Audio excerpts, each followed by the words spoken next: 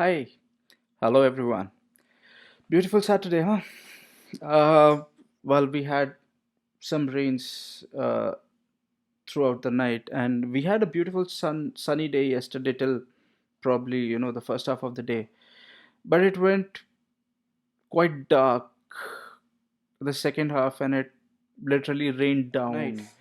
Anyways, welcome to my channel. This is a new video. I've decided to post a video on a Saturday because, well, things don't go as you plan them to go, right? Well, before that, let me just request everyone to subscribe to my channel and press the bell icon. And I'd like to thank you for the kind of views that I've got in my previous video, which was about the distorted history that is being taught. Well, I'll continue with that, but I wanted to talk to you about something different today. Today, the topic is secularism. Secularism, not the social media kind of secularism, not the rhetoric kind of a socialism that you hear on the news channels in YouTube videos, or when two people have a left wing and a right wing guy are fighting about. Sure. So, and I don't have a script today. It's just that I just wanted to speak it out. It's going to be a short video. Don't worry about that. So, this secularism is about how secular the Indian governments are, uh, both state and center. And I'll only talk about one point out of the secularism of the government, and that is taxation. Now, did you know that according to the constitution, none of the religious places should be taxed, be it a mosque, a church, a gurudwara, an ajari, a synagogue, or a Hindu temple.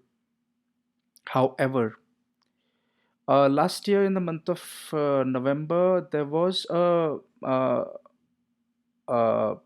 there was a video which went viral. I don't know if it went viral enough for people to notice, but priest, the high priest of the Hyderabad-based Chiklur Balaji temple, Rangarajan Gadu, he actually shared a video message questioning the logic behind imposing the tax on the revenue only of the Hindu temples. And it was quite shocking for me, and I wanted to know more about why is it that uh, the Hindu temples are taxed and not other religious institutions of other religions. We have no problem as such when the government of Andhra Pradesh has enhanced the subsidy for Hajj pilgrimage or Jerusalem pilgrimage. No problems. But we have a lot of questions to be asked to the government of AP, government of Telangana, and all other secular governments when they collect contributions worth 23.5% of the annual income of the temple. 15% is collected as endowment administration fund, 2% audit fees, 2% common good fund, and Archaka welfare fund. All put together, it is coming to 23.5%. That is 1/4 of the income of the temple is taken away by the government of that particular state. When the church does not pay even 1 rupee to the exchequer, the masjid does not pay even 1 rupee to the consolidated fund, why is a temple belonging to the majority community taxed to the tune of 23.5%? Is there no constitutional guarantee for running an administration of their own by the temples? Actually, every temple is a institution belonging to that particular community. So it cannot be taxed. Article 27 gives that clear disparity that a religious institution cannot be taxed. Why it is being done? This is a simple question I would like to ask. Otherwise, no other problem. Now, forgive me if I'm wrong, and please correct me in the each and every. Okay, let me start again. Isn't secularism about teaching everyone that each and every religion should be respected with equal, whatever you want to call it?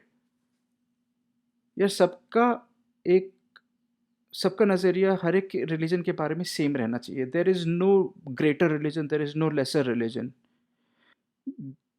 People can't be secular. Governments can.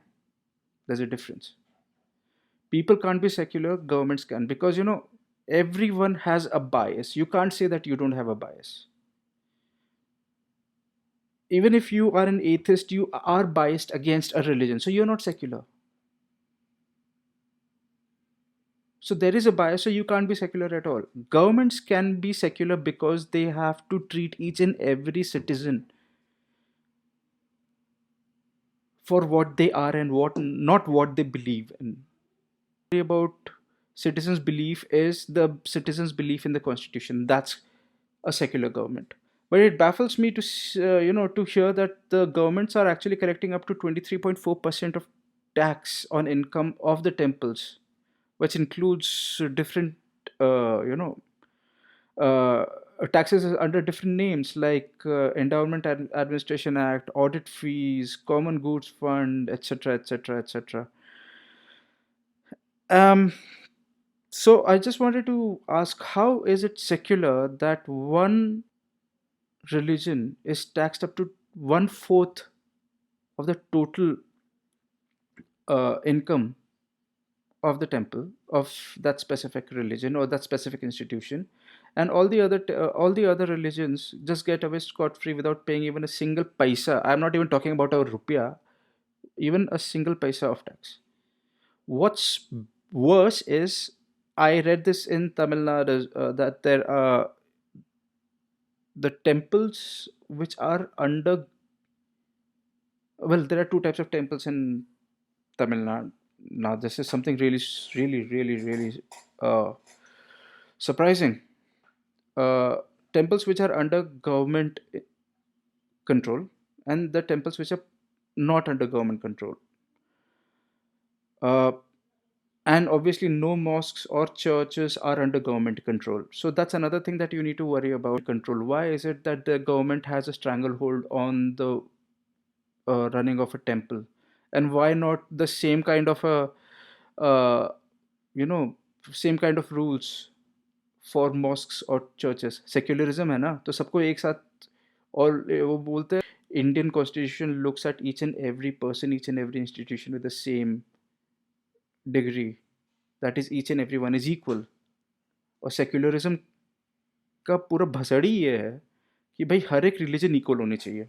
हर एक religion का जो ये है practice करने का जो ये practice करने का जो फ्रीडम है वो पूरा सेम होना चाहिए. तो why is it that in only Hindu temples are under government this thing administration and not mosques and churches? ये दूसरा point था. अभी I'll come to the next point, which is that the talk about the temples in Tamil Nadu. The thing is, the temples which are under government administration, they get some kind of a rebate in the electricity bill. And the same goes with the mosques and the churches. They have an amazing discount in the electricity bills and the taxes, and they obviously they don't pay taxes, so that's 0%. That's 100% rebate on taxes. The temples which are not under government administration, they're supposed to pay the electricity bill as a commercial entity, which means it's, if I'll give you an example how the electricity billing system for a residential and a commercial entity works. If you're consuming 100 units, and I'm only talking in generic sense, please don't quote me on the exact number of the that comes on the bill. If you're consuming 100 units of electricity, a resident will pay approximately, say, around 500, 600 rupees if we calculate it with, 4.5 rupees per unit or 5 rupees per unit. For a commercial entity, this gets doubled or tripled. So instead of paying 5 rupees, a commercial entity like a shop or an office or a business establishment will be paying around 15 rupees per unit for the first 100 units, and it goes on, increasing according to the tariff of that specific electricity board. Why is it? How is a temple coming under the commercial or a business entity? Please explain it to me. But at the same time, mosques and churches are given the rebate under religious institutions. Why? भाई एक एक रखो ना, एक law रखो ना, या तो every mosque, every church, every temple should be under government administration, irrespective of which state, which religion, which falana, which ढिंकाना institution belongs to, या फिर किसी को भी मत रखो.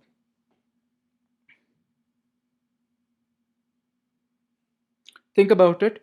I have nothing, I have a lot to say, but I don't have enough time for the day. I will catch up with you guys again next week. And also, oh, yes, I'm starting a new website as well. It goes with the same name, Sourcast. So that's www.sourcast.com. I have I am really bad at designing websites, so I have actually asked my friend to help me set up the website. We just registered the domain yesterday, and I will. I am actually looking forward to putting all my thoughts on whatever I speak on YouTube. Probably that will be on the website as well, in words, of course. And I'd like to hear from you about what you feel, what your feedback is, and what can be done with regards to my website, my YouTube channel. Again, corona की तो cases Pune में तो भाई साहब बहुत ही बढ़ गए. Anyway, stay safe, healthy रहे, घर के बाहर तभी निकले जब आपको बहुत ही ज़्यादा ज़रूरी हो, और फिजूल की बातों पे ध्यान न दें. And regarding the history, I am still working on, I am still studying, I am still researching about Raja Dahir Sen. A lot to go through, a lot of vetted articles to go through, so it is going to take some time. So I decided to go for a rather different topic today. Anyways, have a good weekend, have fun. Jai Hind.